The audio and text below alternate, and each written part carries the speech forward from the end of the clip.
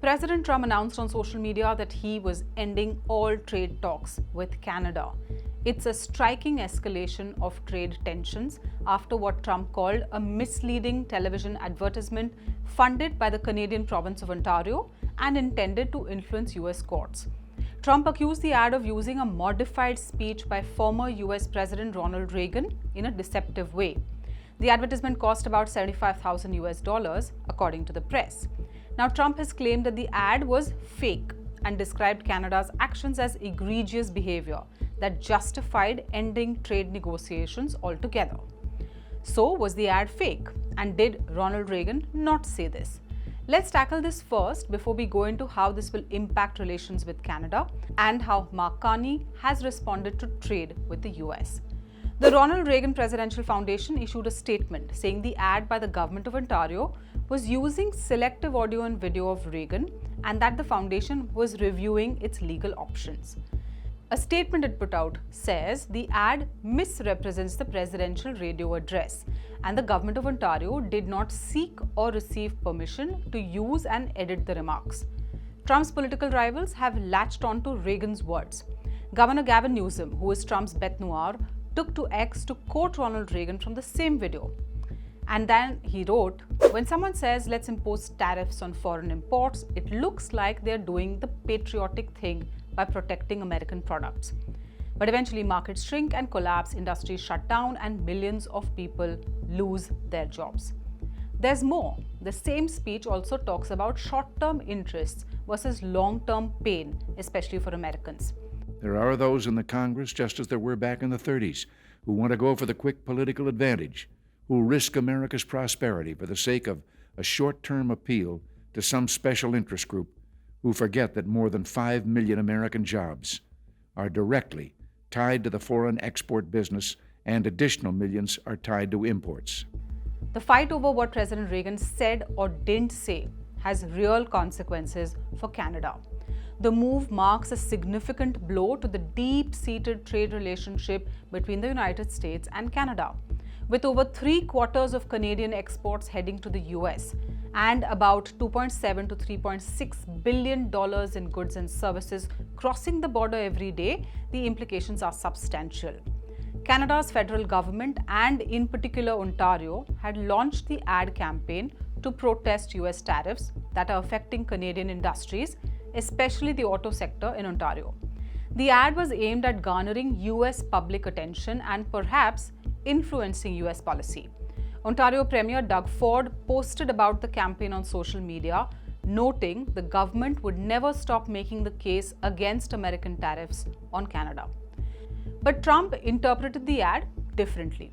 He saw it as meddling in US justice and policy processes.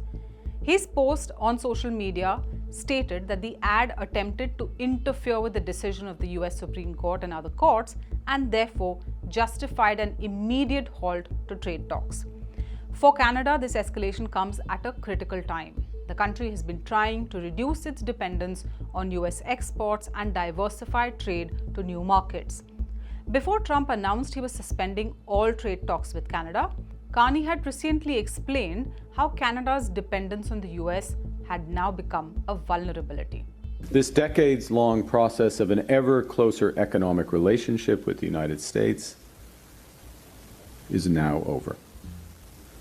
And as a consequence, many of our former strengths as a country, former strengths more particularly as our economy, strengths based on close ties to America, have become our vulnerabilities. And as a result of that, the jobs of workers in our industries most affected by the US tariffs in autos, in steel, in lumber are under threat. And our businesses are holding back investments restrained by the pall of uncertainty that's hanging over all of us. Our relationship with the United States will never again be the same as it was, even though in this new world of protectionism, we have the best trade deal of any other country, and we're working to make it even better still. Prime Minister Mark Carney had recently also stated that he aimed to double exports to non-US markets in responding to the mounting pressure from US tariffs. The US tariffs that Canada has been objecting to include steep levies on steel, aluminium, timber, and other goods. Now, many Canadian automakers whose production is heavily linked to US supply chains are already feeling the strain. One major manufacturer, Stellantis, announced a production shift from Ontario to Illinois after the tariffs hit. The broader undercurrent here is America's use of tariffs as a tool of national security and leverage in trade policy.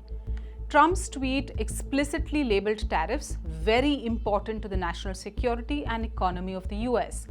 He framed the Canadian ad as undermining that security objective. This brings us to some obvious questions. What is the future of the US-Canada trade relationship if talks are suspended indefinitely? How will Canadian industries and workers respond to a neighbor who is not just a partner but also an adversary in this context? And how will US businesses and consumers be affected given the volume of bilateral trade? The escalation suggests that what began as targeted tariffs may now morph into broader economic warfare. So, what lies ahead? For Canada, the path ahead involves retaliation, diversification, or both.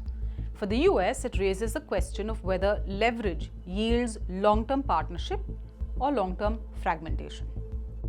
For more such stories, subscribe to SNG News, hit the like button and follow for more news updates.